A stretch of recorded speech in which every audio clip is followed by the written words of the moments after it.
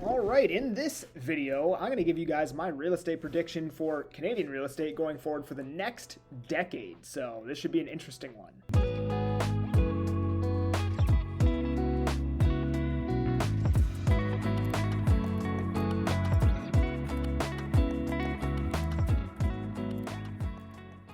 I'm that Agent Kelly. I talk about Canadian real estate in my local market of Abbotsford and the Fraser Valley. And hey, if you guys enjoy my content, please subscribe to the channel, like this video, and if you want to book a call, I got a link down in my description that goes right into my Calendly. All right, what is real estate going to do over the next 10 years? So forecasting 10 years out is a pretty stupid thing to do, but by the time I'm wrong about this, nobody's going to remember anyways, so let's have some fun. It is my opinion that BC and Ontario, specifically, like Vancouver and Toronto metro areas, are so far gone.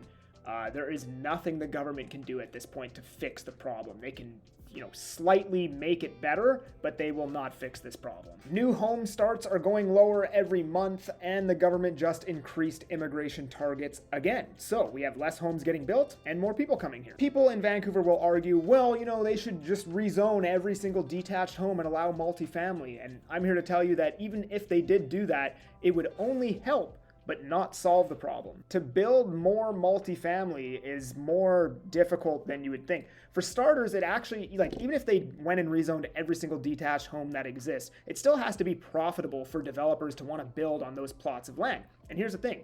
If they just said, all right, everyone can build, a bunch of developers would go out and build, and then we'd have so much supply floating around that developers wouldn't be able to hit their targets. They usually need to sell 60, 70% within 6 months or a year to secure financing. That'd be a whole bunch of projects that wouldn't be able to secure their financing. So likely what would happen is developers would just sit on these lots, and then only a few projects at a time would launch because the absorption rates, the amount of units that the market can absorb at one time, would still be the same as it was before. So what would likely happen in that event is prices would still go up because, if you bring a bunch of supply to market, prices would go down, developers would stop building, or the absorption rate thing.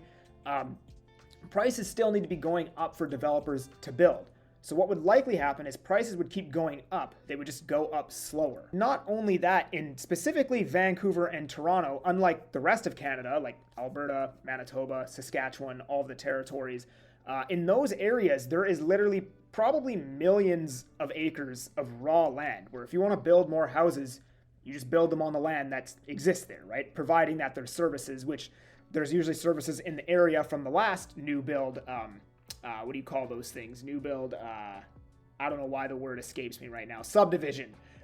You can bring the services over from the newest subdivision. The builds just keep getting further and further out into the raw land. Well, here in Vancouver or Toronto, you have to get minimum 2 people, but probably like 4 to 6 people, side by side people, all to agree to sell their homes at the same time so you can knock them all down and build a multifamily development, condos, with possibly commercial on the bottom or whatever it is, that also has enough space for the parking that will allow everybody who lives in that building to have a parking space. So that's the problem that Vancouver and Toronto runs into, is that even if they rezone all these things, it still has to be profitable, and you still have to get 2 to 6 people to agree to sell all at the same time. You can't just build homes. It doesn't work like that. And a lot of people aren't motivated by money. So even if you come and be like, this is the maximum amount of money we can offer you, will this project still make sense to us? They still may turn it down because to some people, maybe they just want to continue living there and it's not about money for them. So basically what I'm saying here is it looks like immigration will remain elevated and building permits are slowing down, which means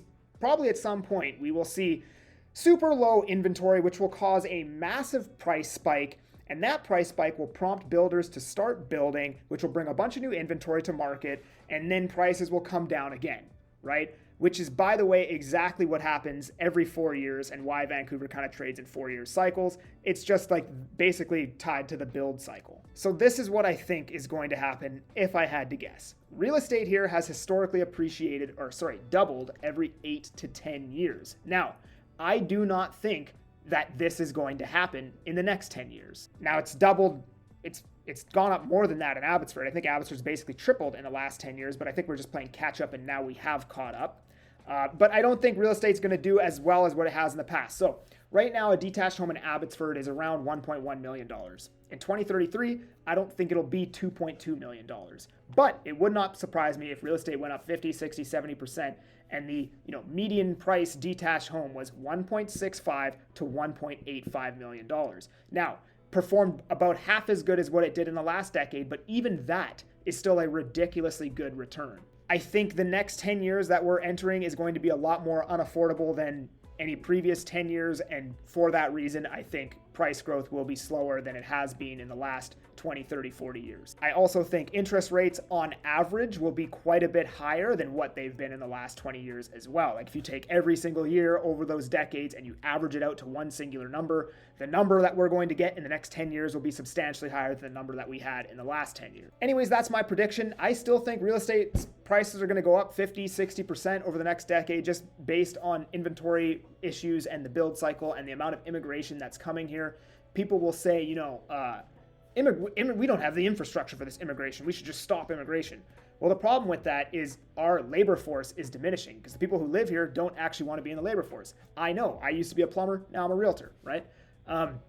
We need to bring in new immigration because a lot of those, the young, fresh blood that we're bringing in here is entering the labor force. But not only that, our CPP, our Canada Pension Plan, depends on new, younger people entering the economy, getting jobs, and paying into CPP because millennials are having way less kids than baby boomers. So anyways, there it is.